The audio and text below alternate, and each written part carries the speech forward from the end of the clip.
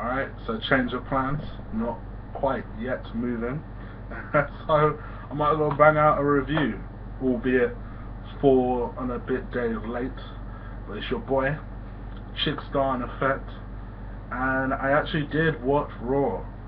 I watched Raw, and thank God I did. It was a last minute decision.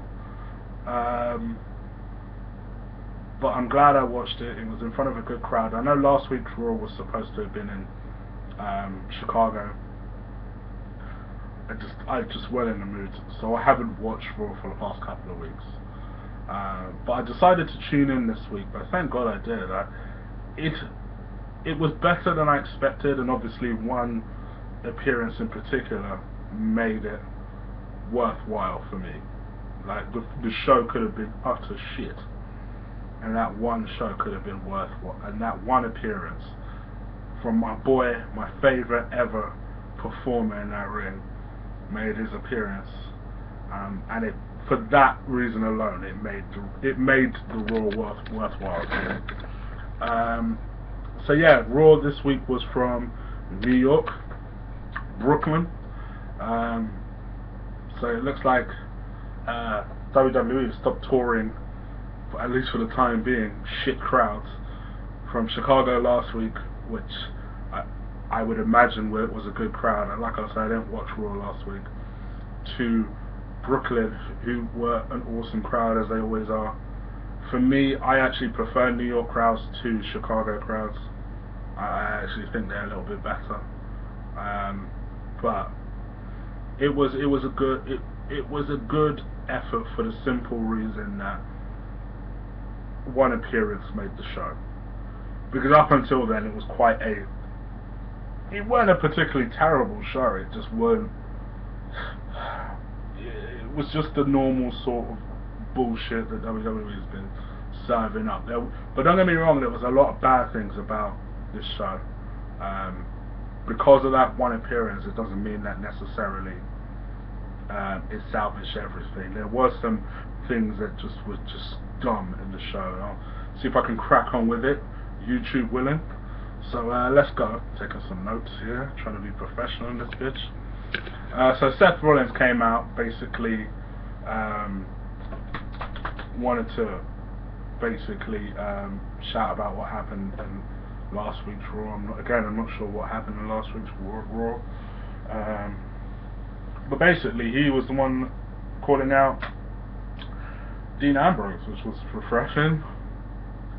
Then in the new role of Patterson and Briscoe, Jamie Noble and Jerry Mercury came out and basically tried to kind of usher Seth Rollins out of the ring, saying that he needs to get out of the ring for his own safety in case who knows, they're really trying to paint Dean Ambrose this unstable lunatic sort of role. You really do need to get out of this ring before something bad happens. Basically, this whole segment,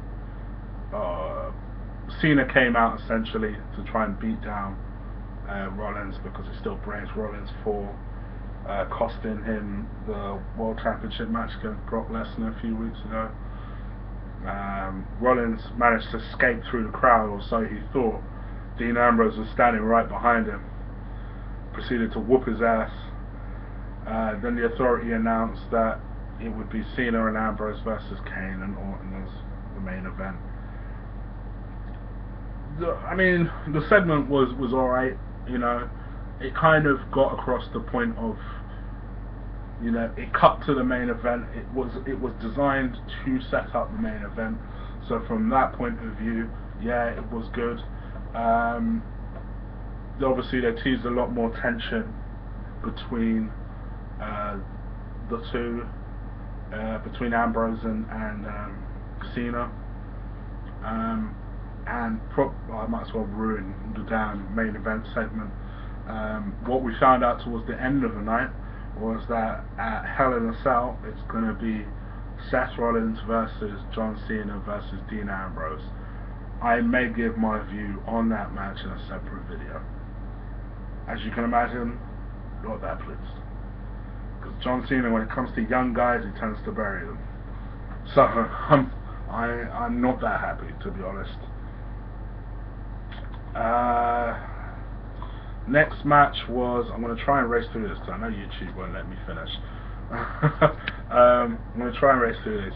Goldust and Cesaro versus Usos and Dolph Ziggler.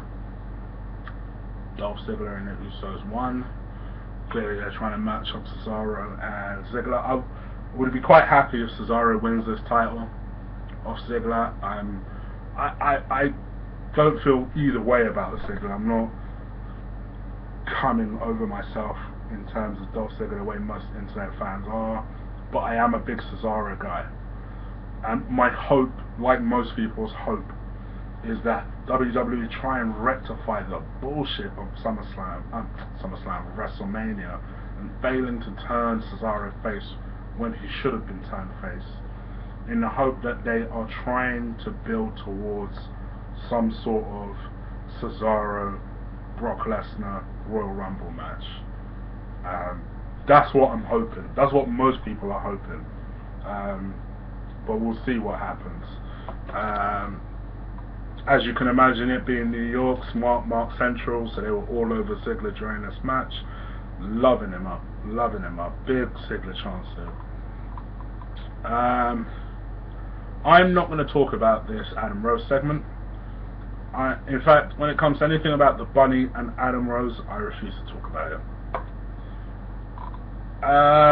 Bo Dallas versus Mark Henry.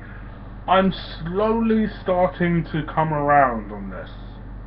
They are building some sort of story here. They're giving you some sort of layers with Mark Henry. They're even giving you some sort of layers with Bo Dallas's character here. You know, they're showing Mark Henry's going through this struggle, this kind of personal battle with Bo Dallas, and this never-ending mountain of doubt ever since he lost to Rusef. And obviously Bo Dallas basically doing what he did with Jack Swagger, you know, talking shit, saying that, you know, maybe you let America down, da da da da. And you almost seem like a tweener sort of character happen with Mark Henry as he begins to sort of change his character a little bit. I think with Bo Dallas, probably long term, I see his career going down down the face route. The only problem with that is that I fear for him going down the face route, because I think that his role is really good as a heel, because he has that obnoxiousness. I think going down a face route, he'll turn into a comedy character, and that's my only worry with Bo Dallas. I don't think there's that many places you can go with this character, as much as I do like it. But yeah, I actually find this feud quite interesting. Another redeeming quality from this week's Raw.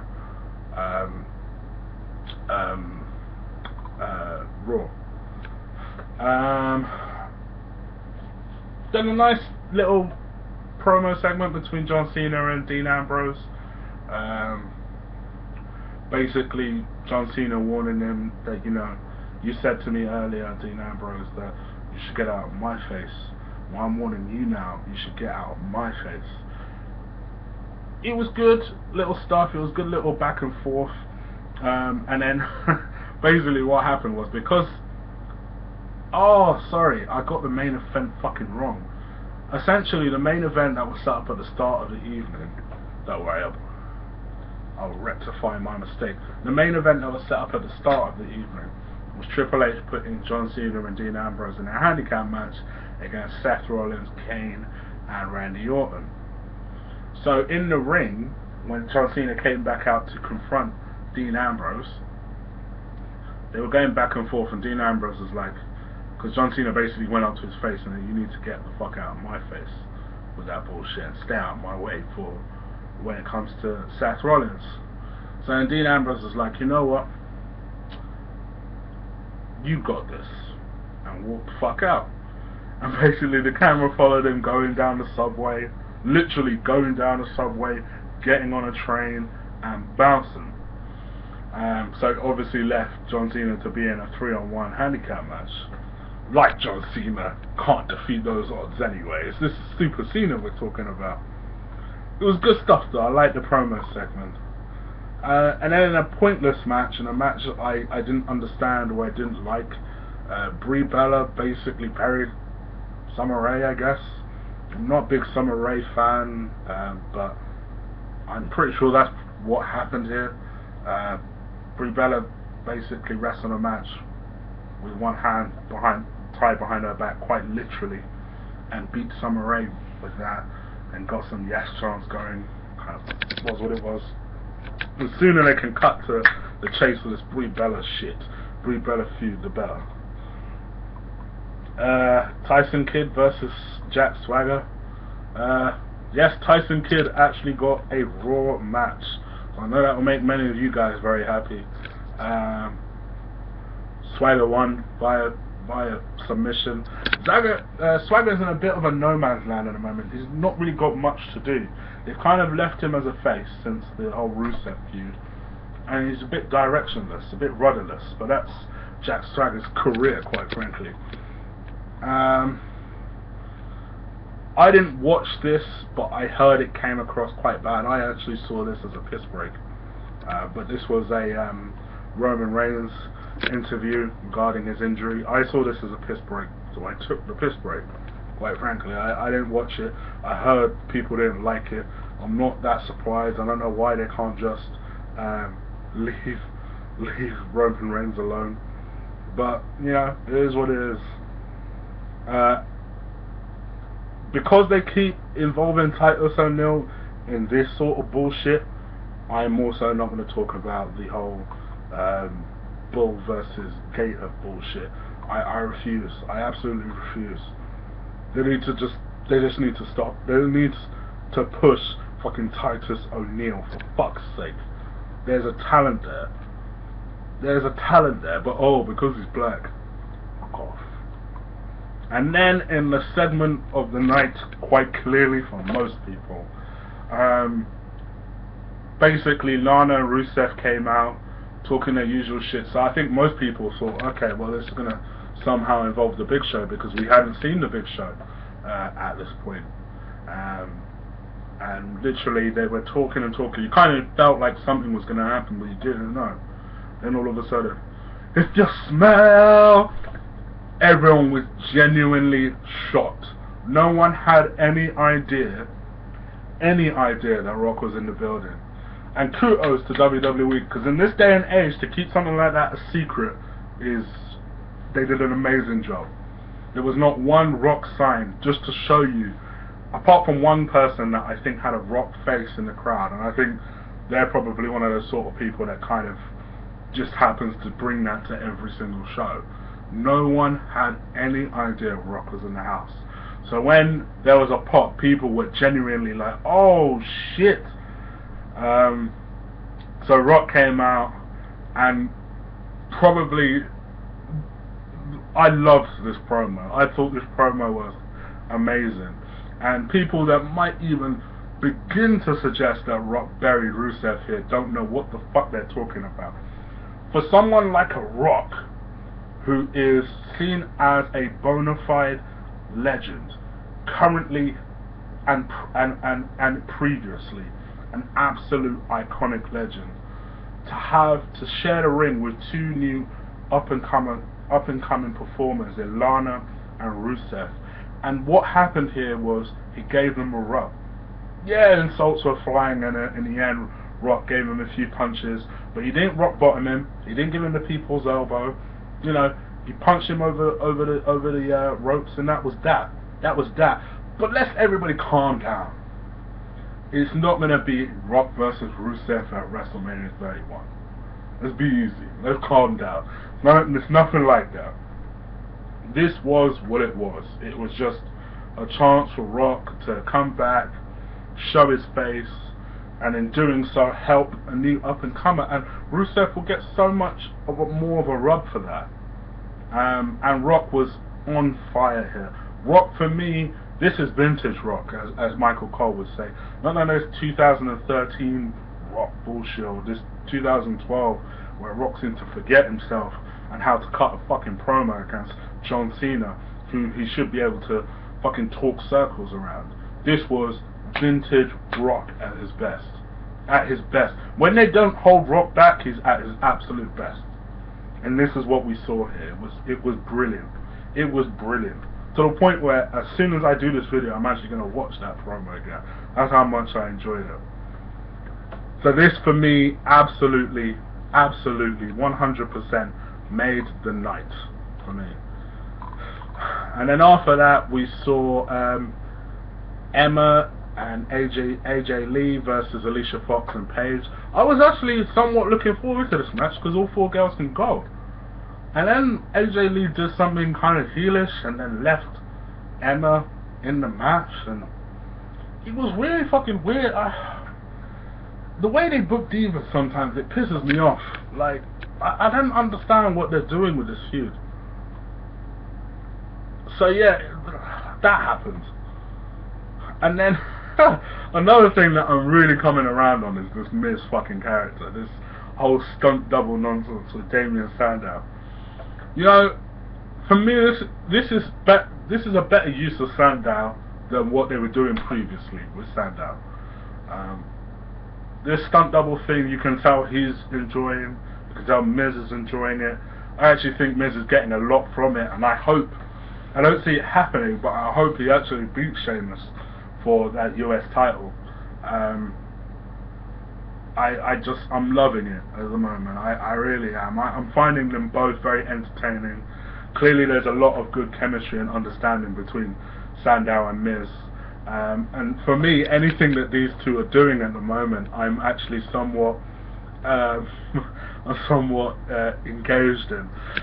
Kind of felt sorry for Miz, because halfway through this, the fucking fans were chanting, "Sandow's better."